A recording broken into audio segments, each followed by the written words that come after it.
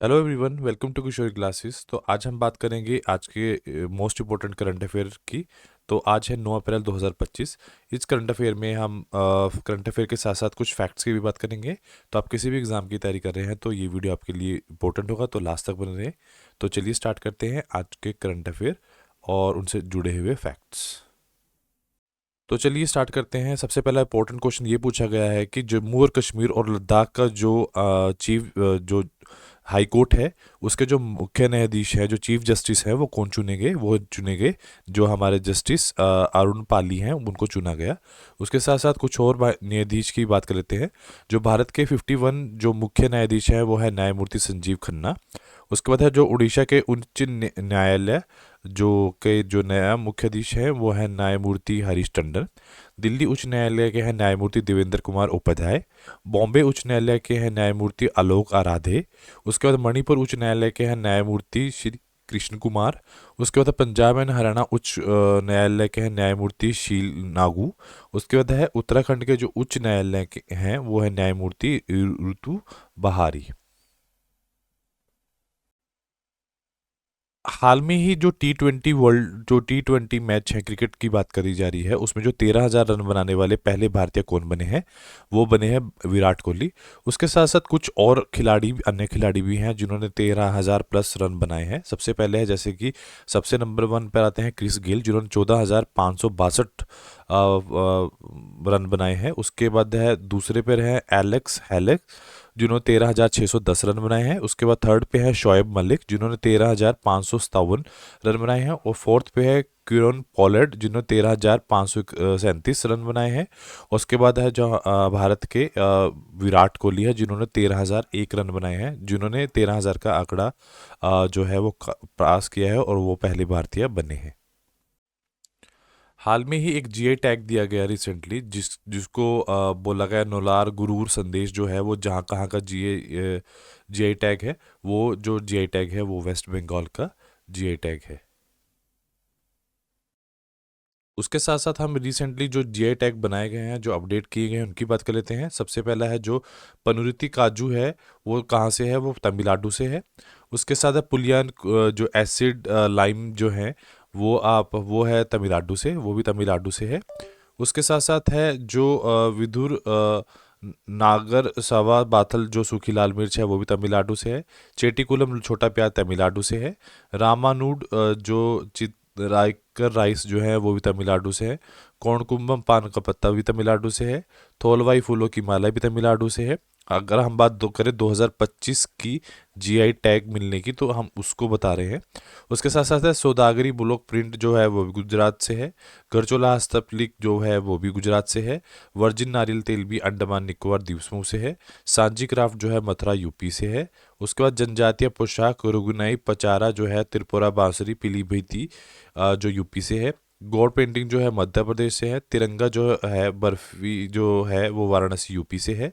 उसके बाद है माजुल मुखौटे और एंड पंडुलिपि पेंटिंग जो है वो आसाम से है। और उसके साथ साथ है जो आदिवासी पोशाक है रीसा, वो भी त्रिपुरा से है। तो ये जो रिसेंटली न्यूज़ में आए हैं 2025 के जीआई टैग हैं, हम उनकी बात कर रहे हैं। तो उसको अच्छे से नोट डाउन कीजिए। हाल में ही विश्व बैंक जो है उसने सहयोग से जो पेंशन पर पहला अंतर्राष्ट्रीय शोध सम्मेलन कहाँ हुआ है? तो ये पूछा गया है, ये नई दिल्ली में हुआ है। तो जो विश्व बैंक है, जो वर्ल्ड बैंक है, हमारा जो वर्ल्ड बैंक है, उसके सहयोग से जो पेंशन का पहला अंतर्राष्ट्रीय जो शोध है, जो कोलैबोरेशन है, वो सम्मेलन कहाँ हुआ है? वो नई दिल्ली के भारत में हुआ है। इन्होंने सम्मेलन जो पेंशन प्रणाली से संबंधित अनुसंधान, नीति ढांचे और वैश्विक अनुभवों को आदान प्रदान करके उसके उद्देश्य के से आयोजित किया गया। उसके साथ साथ कुछ पेंशन से जुड़े हुए फैक्ट्स की बात करते हैं। तो केंद्र सरकार है किस वर्ष से अधिक उम्र को वरिष्ठ नागरिकों के लिए पेंशन की घोषणा की है? 80 ईयर्स। और नई पेंशन स्कीम का नाम क्या है? UPS unified pension scheme. Atal pension scheme को कब लागू की गई थी? 9 मई 2005 को, और 2015 को, और वो कहाँ से की गई थी? कोलकाता से। झारखंड गवर्नमेंट ने वृद्ध पेंशन की जो सीमा को घटाकर 50 साल कर दी गई है।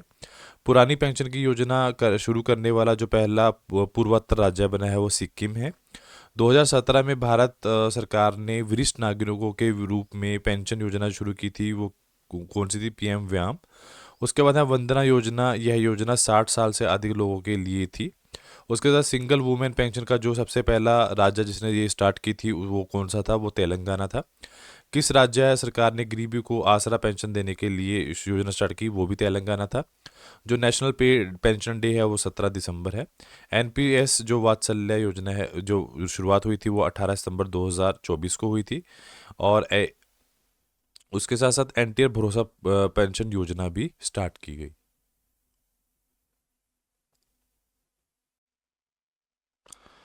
हाल में ही किस राज्य में दो हड़प्पा संस्थलों को सुरक्षित और पुरातात्विक स्मारक घोषित किया गया है, मतलब प्रोटेक्टेड एज आर्कियोलॉजिकल मोमेंटम्स? तो वो है हरियाणा। हरियाणा के अंदर इनको दोनों को दो डिक्लेयर की गई हड़प्पा साइट्स को, जिनको प्रोटेक्टेड करना है एज आर्कियोलॉजिकल मॉन्यूमेंट्स। तो ये हरियाणा के अंदर हुआ है। उसके साथ साथ हड़प्पा से जुड़े हुए कुछ फैक्ट्स भी हम डिस्कस कर लेते हैं जो एग्जाम में इंपॉर्टेंट है। तो सबसे पहले हड़प्पा संस्कृति का किस युग से संबंधित है? कांस्य युग से। की जो सिंधु घाटी सभ्यता है उसकी जो सबसे प्राचीन स्थल खुदाई है वो किसने की थी? डॉक्टर दयाराम साहनी। बहुत बार क्वेश्चन पूछा गया है।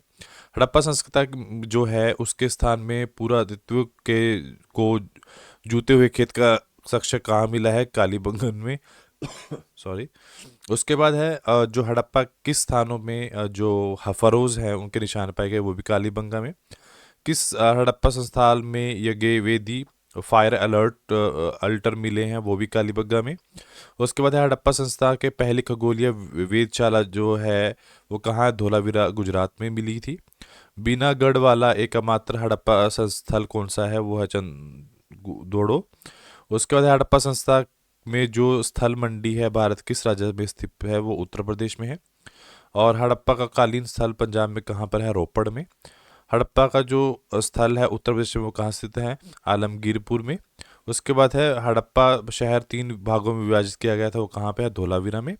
उसके बाद है हड़प्पा शुरू में एक अद्वितीय जल भंडार प्रणाली भी थी, तो वो भी कहाँ पे है? धोलावीरा में। उसके बाद है जो हाल में ही विश्व स्वास्थ्य दिवस बनाया गया, तो वो कब मनाया जाता है? वो 7 अप्रैल को मनाया जाता है। और उसका जो थीम था वो क्या था? वो स्वस्थ शुरुआत आशावादी भविष्य, मतलब healthy beginning and hopeful future. Future जो था वो उसका थीम था। तो क्वेश्चन पूछा गया है कि किस जहाज का पहला त्रिसेवा महिला वैश्विक परिक्रमा अभियान समुद्री प्रदिक्षण जो है वो मुंबई से रवाना हुआ है? वो है आईएनएस त्रिवेणी। ये अभी रवाना हुआ है।